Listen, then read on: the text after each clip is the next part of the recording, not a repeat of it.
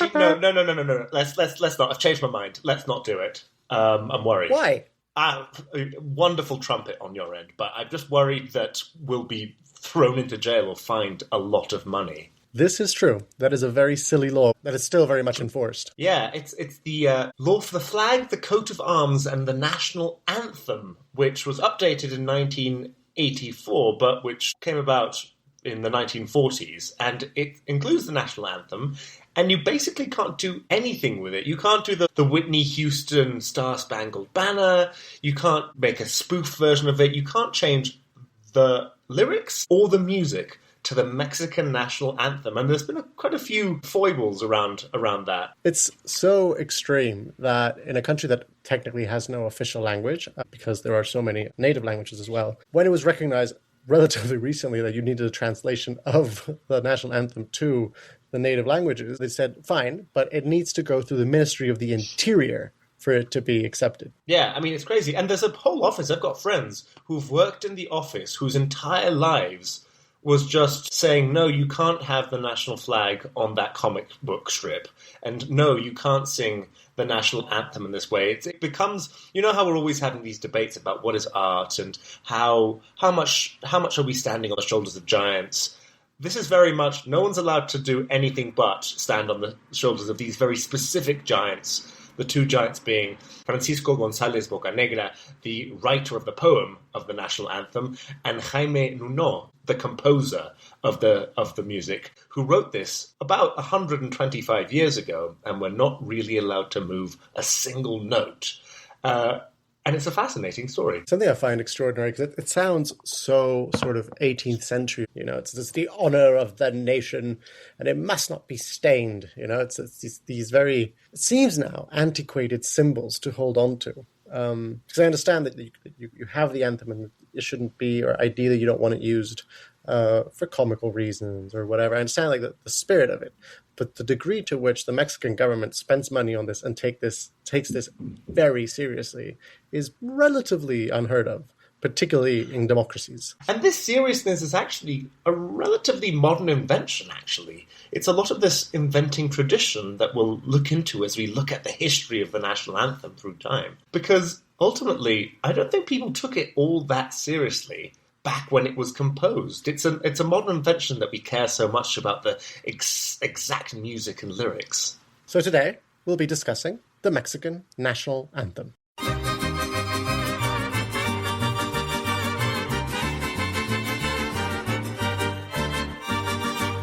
Bit of a disclaimer first. I was inspired by this simply because we were listening to our sister podcast. Obviously, we're pretty much on equal footing. The rest is history. And it's really just a tiny difference in followership. Tiny. Yeah, a couple of followers, more or less. Who knows who's ahead at this point.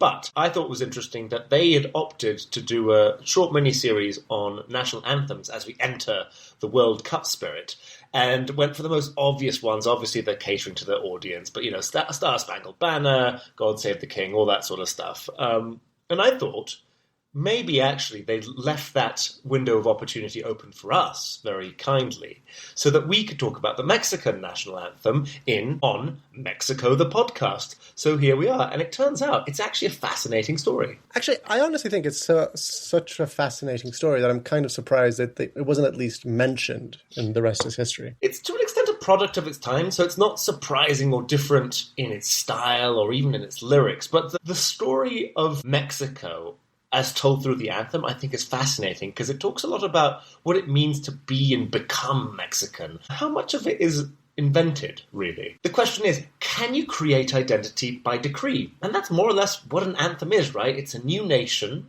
a relatively new nation, a traumatized nation, back or when it's approved as the anthem. It's sort of the government saying, come on guys, let's stick together. Here's a song for you to sing as we march towards the next losing battle. You are going to learn this song and you're going to sing it together and you're going to be Mexican by doing it. Yeah, and we still do it today. I mean, I don't know if you ever got to do this, if you were lucky enough to do this, but I remember being at school when I was in primary school and being part of the national anthem choir competitions that Mexican schools have across the country. It's very much like the World Cup. You get together locally, there's sort of the group stage, the local area competes amongst itself, and then ultimately you compete against other states, and then there's an ultimate national winner for the national anthem being sung by these teeny tiny children. I didn't have the honor of being a part of that, but my wife did, and she's eternally traumatized because she actually made it to the final, or like the big event, whatever it was. She wasn't allowed to sing because, enthusiastic as she was, she wasn't as good of a singer. So the choir master said, "Just move your lips and don't make a noise." Oh no, that's so sad. That is so. It's terrible. That's very much in the spirit of the national anthem. Let's crush the spirits of whoever we need to crush the spirits of, so that we can get the job done. I mean, that individuals is very much don't matter in the quest for national glory. Exactly right. But let's go back to the beginning. I think what's fun about the national anthem is that it is very much a product of its time, second half of the 19th century, and Mexico's just been split in half. It's a traumatic moment for the country. Before that, basically, people didn't take national anthems all that seriously. It was a concept, but it was actually seen as a bit kitsch. Funnily enough, we've gone full circle. I think everyone took it really seriously in the second half of the 19th century, the early part of the 20th century. But back then, any old song would do, right? I mean, presidents would basically choose their favourite little ditty and say, this is the national anthem for now, because I like this song. That actually reminds me of a magnificent story, which is not about the Mexican national anthem, but it is about the Austrian national anthem, which I don't remember if it was under Reagan or under Nixon. I'm pretty sure it was Reagan. They invited the Austrian head of state for a state dinner, and no one actually knew what the Austrian national anthem was, so they played Edelweiss from the musical, The Sound of Music, thinking that was a very Austrian song, even though, of course, it's not Austrian at all. That's very Borat. Wow. But exactly better. Wow. I mean, that's not far off, because really, Mexico was also sort of looking for its song, and most of these songs were foreign because they were importing these cultural tropes from abroad, right? The liberal romanticism, the nationalistic fervor coming from these European countries, and so a lot of the styles and a lot of the songs they sang were very much European songs. Until a year after the peace treaty between Mexico and the US has been signed, the peace treaty where Mexico loses 51% of its national territory. And so everyone's pretty traumatized. They've lost a war, and so they have a first competition. And this competition has people getting together to write a poem and then having that musicalized. That's always the style back then. You write the nationalistic poem, and then that gets turned into a song. What's interesting is, this is sort of a wonderful, sort of Death of Stalin moment, like Veep moment, because everyone's sitting in the room. They work through all the paperwork, they get a winner. This is 1949, right after the US-Mexican War, and they see the winner, and he's an American. And they I can just imagine them all looking at each other and being like, yeah, we don't really need a national anthem, do we? No. And then they move on. So they just chuck the winner. And so, yeah, I mean, it's such a shame. I wonder what that national anthem would have been like. But yeah, it's American wins the first Mexican national anthem competition. I did not know that. That is amazing. So that's great fun. And so it takes another full 4 years until the next competition, the second competition in 1853, occurs because there's a coup d'etat in Mexico, and the conservative generals who kick out the liberals say, we want our old friend Antonio López de Santana back in power. Now, even American listeners might know who Santana is, because he's the man who hands over Texas, he's the man who loses the Mexican-American War, he's Mexico's perennial dictator. He is. And we've said this about many presidents in Mexico, that he may be one of the worst presidents that Mexico's ever had. But I think if you really take the full 200 and something year history of the country, he wins hands down as the worst president the country's ever had. He's definitely one of the most hated presidents, even back then and now. And so it's interesting to see what happens next. So he comes back to power, and he's basically in the full throes of megalomania, right? He's been kicked out literally 10 times. This is his 11th time as president. And he comes back in 1853 and says, I'm a genius. Please call me Your Royal Highness. I'm an absolute dictator now. This is what we're doing. But he's also very concerned about his legacy at this point. I think he's aging. And so he starts doing things to really up his personal prestige in the country for posterity. So one of them is a massive funeral for the leg that he lost at the Battle of Tampico, where it was sort of his best military moment when the Spanish were trying to reinvade Mexico, the reconquest, and failing. They were mostly defeated by disease and storms, but Santana got a lot of the credit for defeating them. And this is sort of his initial ascent, and so he wants everyone to remember this. And part of the festivities are another competition, a second national anthem competition, and this one sticks. I love that he loses half of the country through sheer incompetence, and then he's like, maybe a song will fix this. He's also a perfect illustration of Mexico at that moment, because everyone keeps going back to him. Everyone thinks we can surely do better. And then when no one can agree on what is better, they just go back to the old way of doing things, the old person. And as we'll see, they'll go back to an old song. Now, what I think is interesting, because you say it's the old way of doing things, but there's something that I think is particularly interesting, and why I think it's odd that a big podcast like The Rest of History wouldn't bring it up, in terms of bringing up the Mexican national anthem, is the fact that this whole national anthem obsession seems so antiquated, because it is. It is a product of the 19th century, right? But the thing is, Mexico was sort of at the forefront of nation building in the modern sense back then. A wonderful story for me is that the Italian flag is modeled after the Mexican flag. And Benito Mussolini is named after Benito Juarez, because as people are coming up with the idea of Italy as a modern nation as we understand it today, they're looking to countries that are at the cutting edge of that kind of thinking. Of course, the United States is there, but so is Mexico. So yes, it's super antiquated today, but Mexico was sort of really innovative at the time, at least in this sense. That's quite right. Although, funnily enough, it's an interesting mix and melange of influences, because while all the Europeans were looking at this experiment of nationalism, liberalism going on in Mexico, Mexicans were looking over at the tropes and styles of Europe. And so, funnily enough, a lot of the people who enter the contest are from all over Europe, right? Well, we've got the American who won the first competition, but then the second one is full of Italians, Czechs. But ultimately, the winner of the actual poetry competition is a Mexican. It's one of the few rare Mexicans in the competition. And his name is Francisco González Bocanegra. Now, González Bocanegra sort of locks himself in his room and provides this incredibly romantic and kind of kitsch poem about the defense of Mexico. What's funny is, of course, we're thinking of the US-Mexican War, but by this point, this guy is trying to suck up to President Santana. And so there's a lot of references, veiled references, not so veiled references, to the hero of Zempoala and to battles that sound a lot like the Battle of Tampico. So really, this national anthem is very much Santa Anna's song. And so he wins this competition. We call it the Mexican national anthem. People often call it by its first verse, Mexicanos al grito de guerra, but its official name, I think beautifully, is Volvemos al combate y a la venganza. But González Bocanegra probably looked at that title and said, I'm not happy with the length of that title. So he went on and said, let's call it Volvemos al combate, a la venganza, y el que niegue su pecho a la esperanza, hunda en el polvo la cobarde frente. So that is a joke that I thought was a joke from Lelutier about how long these 19th century titles were, which are longer than the actual poem itself. But this is the actual name of that poem. Nice, short, sweet, succinct, easy to remember. I love it. Yeah, Papa Hemingway would have been proud. So we've got this massive title for this pretty important poem, and it gets sent on to the next stage, which is the musicalization. And this is a big issue because they keep coming across music that they don't like. Now, it's funny because, this is an antiquated hymn for an antiquated time, and so it feels old school to me. And I don't know why people would choose this over any other, sort of like Italian opera-style song that was pretty much in vogue at the time.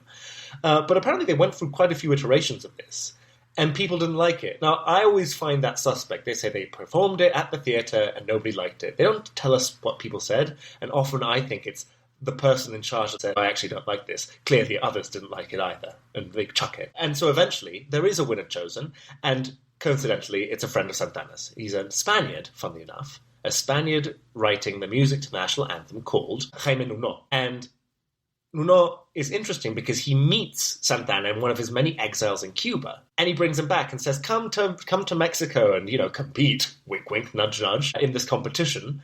And he wins. And so he is the person who has this sort of like operatic Italian style for the Mexican national anthem, put to the lyrics of Francisco González Bocanegra. I will say, I think they made a good choice with picking him, despite him being a friend of Santana's, because though the lyrics are a little bit, over the top, let's say, the music is outstanding. Yeah, it's good fun. It's sort of like a military march, but also sort of beautiful, classical. The problem is, I think people weren't as open-minded as you, Tavo, because very soon after, as in like literally as the music is being played for the first time in the Santa Ana Theatre, now known as the National Theatre, there is an uprising going on under the banner of the Plan de Ayutla to kick Santa Ana out once and for all. I did not know that. So he is overthrown, or attempted to be overthrown, to the sound of the music that he's chosen to be remembered by. And to represent Mexico, which is very representative of Mexico, a big, massive coup to kick a dictatorial president out. There's a sort of theme here, because Mexico City's most emblematic monuments, from the Monument of the Revolution to the Angel of Independence, they're all built by the dictator who is being overthrown, literally on the eve of him being overthrown. So this is very much in that style. It's poetic. I love it. So Santana gets kicked out, and there's an issue here. They're like, so this song is 100% about Santana. It was commissioned by him. All of his friends wrote it. Let's definitely not do this song. And it's interesting because you get the liberals who are kicking Santana out, and they really hate the song, and they prefer another song. They sing it, and they sort of embrace it a lot more wholeheartedly than the so-called Mexican national anthem. And it's a little French ditty called La Marseillaise. And so they would continually, when they were sort of like marching down Mexico City, once they've captured it, they'd get, like the first triumphal arch, they have a little orchestra, then they play the Mexican national anthem, and they go, okay, well, fine. And then they move on to the next, and it's the Marseillaise, and they're like, now this is a great song, and everyone knows it, and everyone sings it. It's understandable, right? It's one of the great songs of history, and also it sort of illustrates the vibe of the liberals in the 19th century. The liberals are conservatives by the turn of the 20th century, but in the middle of the 19th century, they're very much, I think, in the space that the communists took over later on, a century later. They're sort of these radicals with this internationalist agenda, and of course they're singing this revolutionary song from a foreign country, trying to impose their foreign ideals onto our nation. What I find interesting, and I hope you can enlighten me, is you said that the original poem has a lot of references to Santa Ana, and it's basically an ode to Santa Ana. But the modern day lyrics, at least the lyrics that I know, don't mention these things.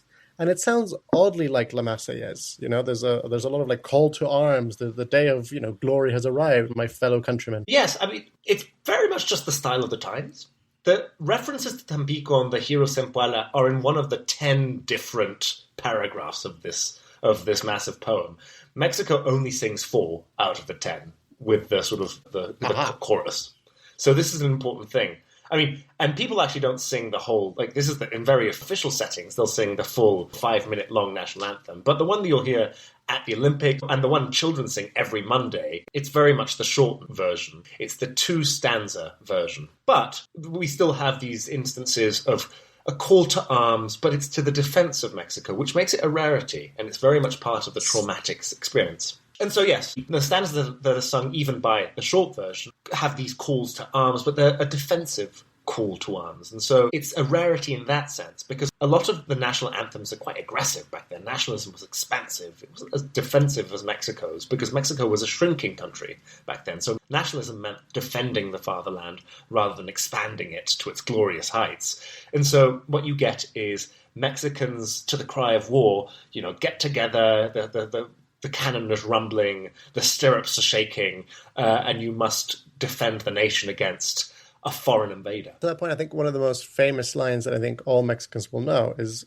"Más si osare un extraño enemigo." Never heard that. Is that you sure that's the national anthem? I think you probably think of it as "Más si osare un extraño enemigo." Más si osare el extraño enemigo. So this is clearly about a guy called Más si osare who's trying to invade Mexico. It's a very specific historical reference, I'm assuming. And that's the sad thing, right? Because there's like a lot of 20th century indoctrination here where kids all over the country for generations have sung this song religiously without really knowing what the lyrics are all about. So, of course, that "Más si osare un extraño enemigo" translates to, and we're a strange enemy to dare. But if read without really knowing what the words mean, it sounds like maciosare as just one single word, which doesn't have any meaning. So people will say things in Mexico like, oh, you're a maciosare. It's a bit of a joke, but also kind of, because plenty of people have no idea what the anthem is actually trying to say. It's very antiquated language, but as part of the formality of the Mexican state around the Mexican national anthem, maciosare is one of the banned names. You cannot call your child maciosare. It's one of the few banned names in the Mexican roster of banned names, alongside Aniv de la Rev, and I think one of them is like Daenerys Targaryen. Oh, of course. Yeah. So, but I don't blame children because it is such an antiquated text. But at the time, it was also rejected by the liberals. So liberals sweep in after they kick out Santa Anna in the mid-50s of the 19th century, and then we get this moment of turbulence. There's no time to bother about what the official song of Mexico is because you're at war. First amongst each other, the liberals versus the conservatives. We've got a podcast on that, so we'll link that in the description. But then we've got the arrival of the French. And it's crazy because even during the French invasion that imposes Maximilian of Habsburg, who becomes Maximilian I, Emperor of Mexico, even then, the liberals are still singing La Marseillaise, which I think is crazy. But it shows how much the spirit of these songs go way beyond their actual meaning, whether you understand the lyrics or not, or the sort of context. Of course, and we have to remember that, the Marseillaise is the song that comes out of the French Revolution, which is an essentially anti-monarchist revolution, right? So, but wait, who was singing it? Was this like during the government of Maximilian? So it's during the government of Maximilian, but it's sung by the liberals, because guess what Maximilian was singing? He was singing the Mexican national anthem, but he completely... Oh, no. Yeah, he completely changed the lyrics. And what's crazy, as per usual Maximilian, who's supposed to be this conservative European monarch, he's actually quite a liberal, and he's kind of a bit of a woke lefty, because he changes the lyrics away from all this warring to, like, touchy-feely, let's all get together, let's hold hands, wouldn't it be nice if we were friends, and let's talk about all the indigenous people. It's like, it's very much 21st century woke, which I kind of appreciate, but it didn't last long because Maximilian was kicked out. I mean, beautiful idea, also very clear to me why he ended up losing the war and getting shot. Yeah, exactly right. And so the liberals win, right? This is Benito Juarez, who we've also got an episode on. We'll link it in the show notes. Benito Juarez comes to power. The liberals are now finally decisively in power. And Benito Juarez, having been the president of the Mexican Supreme Court, a lawyer, is very much a stickler for the rules. And so long as the law hasn't been changed, and we're not entirely sure if this is like legally the case, but he's a traditionalist to that extent. He says, well, fine, the Mexican national anthem, we're bringing it back. We're using it. It's the state's anthem, and I am now the state. And people sort of suggest, let's change the lyrics to take out references to Santa Anna, and says, we do not change a word of the national anthem because it's like a legal document, basically. It's been commissioned by the state, and so it will be accepted by us as it was accepted by the state, right? That's part of the rule of law. And I think that's the sort of the beginning, this sort of like 19th century stickler for the rulesness. That's the sort of origins of these, you cannot touch the national anthem. That actually makes a lot of sense. And it's also very Benito Juarez, very obtuse. Yeah, anally retentive sort of guy. Anyway, but you could, of course, change. You're completely in control. You could just change the national anthem, right? You could replace it with La Marseillaise. You could do anything, right? And yet they don't. Probably because they were too busy. But eventually, the guy who succeeds Benito Juarez, Sebastián Lerdo de Tejada, comes to the presidency after Benito Juarez, and it turns out he's the brother of the guy who had commissioned the national anthem. And so he's got personal stake in this song. And so he just keeps it. And then by the time he is kicked out of office, and then Porfirio Díaz becomes Mexico's president and then dictator, the national anthem is a useful song. Because he has a project of national unification under this sort of like conservative liberal guise, which really ultimately means the Mexican state dictates what it means to be Mexican. And so let's get rid of all these silly indigenous languages. Let's impose Spanish as the unified language. Let's build railways. Let's have a national education system. And let's create these traditions, sort of pretending they've always existed in this sort of like early parts of Mexican's national history. So, like the early 19th century. This is now the late 19th century.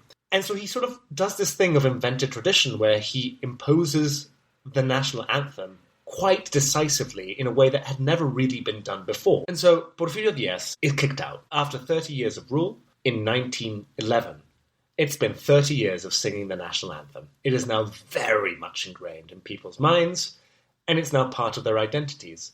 And yet, believe it or not, it's not actually the official national anthem yet. That had to wait until another crisis of nationalism and war. What do you mean it wasn't the official national anthem? I thought we said Benito Juarez had, made it the official national anthem. No, he just respected the fact that it had been declared the national anthem because it was a statewide competition, and therefore there was probably laws attaching the song to the state in one way or another. But you could decide to play it or not. The creation of the national anthem as an official song makes it so that it has to be played in certain official events. It's the song of Mexico, and so it has to be defended by law, which is why in 1943, the creation of Mexico's national anthem as the official national anthem comes with a law. And that's the law we were talking about at the beginning. The law for the flag, the coat of arms, and the anthem. And this is because 1943 is the year in which Mexico decides to join the Second World War. And so it was again a moment in which the Mexican government is trying to bring Mexicans together.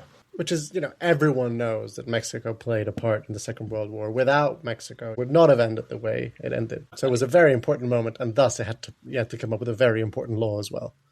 Absolutely right. That they came up with the law just because they were so useless and just irrelevant in the war that you had to come up with something to make it, really stick. What are you talking about? This is the war that defeated Hitler. Anyway, no, but you're right. Why would you put so much effort into this World War II business if you're not really that involved? I mean, there were Mexican fronts, like the air squadron that Mexican pilots flew in the US Navy. But, crucially, and we've written about this in the Mexico Political Economist, actually the Second World War acts as a national glue. It's a domestic policy move. There's a wonderful book written by my old university tutor called The War Has Brought Peace to Mexico.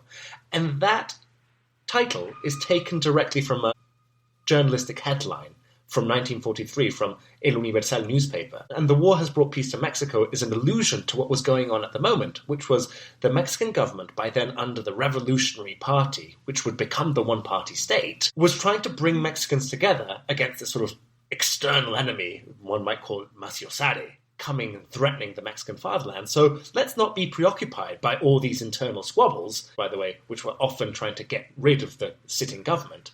And so they used the Second World War as a unifying agent to consolidate the one-party state.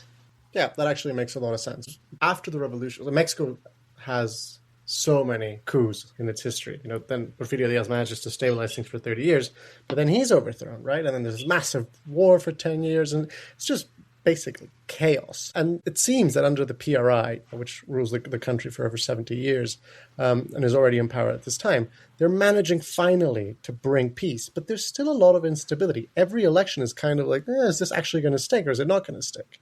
And from that moment on, from the 1940s onwards, stability is sort of the rule of the game, at least into the 1990s. And maybe we can't say that was entirely down to the Mexican national anthem, but it was part of this project, right? Absolutely. Because I think something that's really important is, like you mentioned, every Monday, kids in school, maybe some of the private international schools won't do this, but the enormous majority of schools in the country, every Monday, people will do what they call honors of the flag.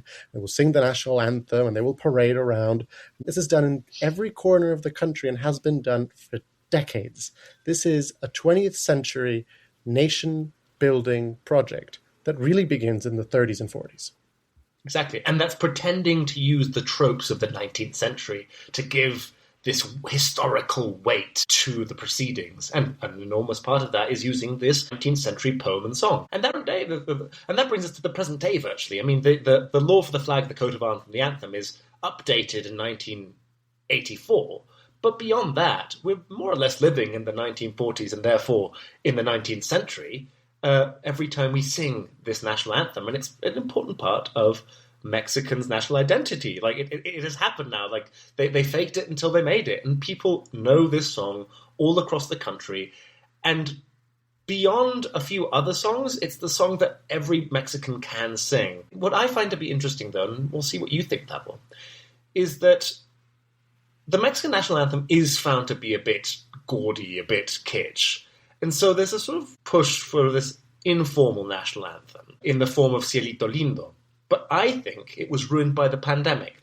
Cielito Lindo, we can even sing this one because there's no law against it, but it's the ay, ay, ay, ay, canta y no llores. Even foreigners, I think, know it. And so Mexicans will sing it in the Paris metro whenever they've met or anything. Like, it's a sort of wonderful song that unites Mexicans until the pandemic came.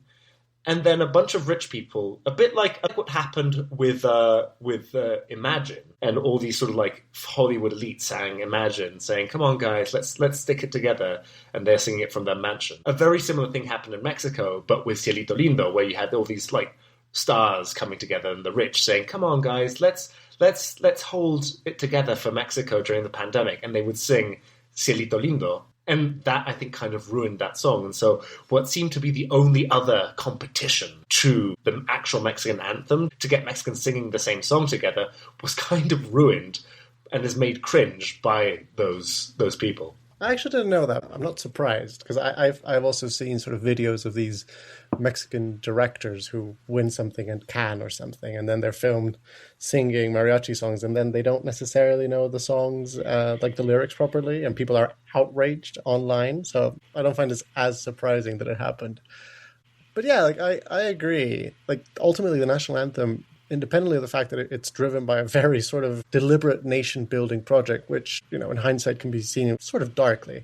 It's a song that even people who are not particularly patriotic will hear it and feel like this urge to stand up, you know, stand to attention kind of thing, which is relatively unique. Like you see, like, you know, in the World Cup, all the anthems are played and people react very differently. And usually Mexicans rally, there's some measure of respect shown, and everyone sings. Yeah, it's impressive, isn't it? Because there's a lot of cynicism, I feel, around being Mexican. There's a lot of malinchismo, which I think we've discussed before, which is the feeling of hating Mexico whilst being Mexican. And that sort of evaporates when people sing the national anthem, this gaudy, old-fashioned song that no one would ever play on their own. And so, part of the law that includes the national anthem forces you to listen to it at least once a day. If you're awake driving your car at midnight and listening to the radio, you will hear the same song every single day, which is the Mexican national anthem, because it's supposed to be the thing that rings in your ears at the end of a day and at the beginning of the other. And I think that's more or less part of this nation building that we continue to live through. And I think it's an interesting song that still unites Mexicans despite themselves. And as the World Cup starts in just a few days, look out for this when you listen to the Mexican national anthem.